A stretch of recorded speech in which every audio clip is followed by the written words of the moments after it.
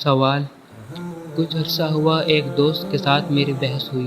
سوال یہ تھا کہ خدا ہے یا نہیں، اور ہے تو وہ کہاں سے آیا۔ ہم دونوں اس معاملے میں علم نہیں رکھتے تھے، لیکن پھر بھی میں سوال کے پہلے جز کی حد تک اپنے مخاطب کو مطمئن کرنے میں کامیاب ہو گیا، لیکن دوسرے جز کا کوئی جواب مجھ سے بن نہ آیا۔ چنانچہ اب یہ سوال خود مجھے پریشان کر رہا ہے۔ ایک موقع پر میری نظر سے یہ بات گزری ہے کہ نبی علیہ السلام سے بھی یہ سوال کیا گیا تھا، اور آپ نے اس کے جواب میں فرمایا تھا کہ کچھ باتیں انسان کے سوچنے اور سمجھنے سے باہر ہوتی ہیں، اور یہ سوال بھی انہی میں شامل تھا۔ میں بہت کوشش کرتا ہوں کہ آن حضرت صلی اللہ علیہ وسلم کے اس فرمودہ سے اطمینان حاصل کروں، لیکن کامیابی نہیں ہوتی۔ براہ کرم آپ میری مدد فرمائیں۔ جواب: آپ کے ذہن کو جس سوال نے پریشان کر رکھا ہے، اس کا حل تو کسی طرح ممکن نہیں ہے، البتہ آپ کی پریشانی کا حل ضرور ممکن ہے، اور اس کی صورت یہ ہے کہ آپ اس قسم کے مسائل پر سوچنے کی تکلیف اٹھانے سے پہلے اپنے علم کی حدود کو اچھی طرح سمجھ لیں۔ جب آپ یہ جان لیں گے کہ انسان کیا کچھ جان سکتا ہے اور کیا کچھ نہیں جان سکتا، تو پھر آپ خواہ مخواہ ایسے امور کو جاننے کی کوشش میں نہیں پڑیں گے جن کو جاننا آپ کے بس میں نہیں ہے۔ خدا کی ہستی کے متعلق زیادہ سے زیادہ جو کچھ آدمی کے امکان میں ہے، وہ صرف اس قدر ہے کہ آثار کائنات پر غور کر کے ایک نتیجہ اخذ کر سکے کہ خدا ہے، اور اس کے کام شہادت دیتے ہیں کہ اس کے اندر یہ اور یہ صفات ہونی چاہیے۔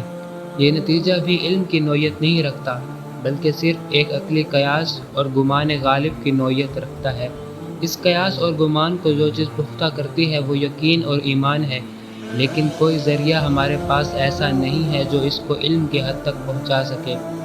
اب آپ خود سوچ لیجئے کہ جب خدا کی ہستی کے بارے میں بھی ہم یہ دعویٰ نہیں کر سکتے کہ ہم کو اس کے ہونے کا علم حاصل ہے، تو آخر اس کی حقیقت کا تفصیلی علم کیوں کر ممکن ہے؟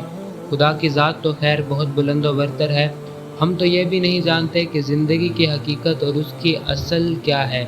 یہ توانائی جس کے متعلق ہمارے سائنسدان کہتے ہیں کہ اسی نے مادے کی شکل اختیار کی ہے اور اس سے یہ کائنات وجود میں آئی ہے، اس کی حقیقت ہمیں معلوم نہیں، اور نہ ہم یہ جانتے ہیں کہ یہ کہاں سے آئی اور کس طرح اس نے مادے کی گوناگو شکلیں اختیار کی۔ اس قسم کے معاملات میں کیوں اور کیسے کے سوالات پر غور کرنا اپنے ذہن کو اس کام کی تکلیف دینا ہے جن کے انجام دینے کی طاقت اور ذرائع اس کو حاصل ہی نہیں ہیں۔ اس لیے یہ غور و فکر نہ پہلے کبھی انسان کو کسی نتیجے پر پہنچا سکا ہے، نہ اب آپ کو پہنچا سکتا ہے۔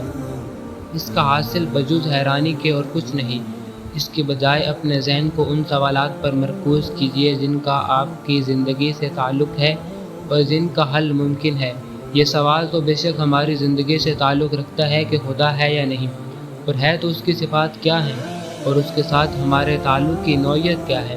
اس معاملے میں کوئی نہ کوئی رائے اختیار کرنا ضروری ہے، کیونکہ بغیر اس کے ہم خود اپنی زندگی کی راہ متعین نہیں کر سکتے، اور اس معاملے میں ایک رائے قائم کرنے کے لیے کافی ذرائع بھی ہمیں حاصل ہیں، لیکن یہ سوال کہ خدا کہاں سے آیا نہ ہماری زندگی کے مسائل سے کوئی تعلق رکھتا ہے، اور نہ اس کے متعلق کسی نتیجے پر پہنچنے کے ذرائع ہم کو حاصل ہیں۔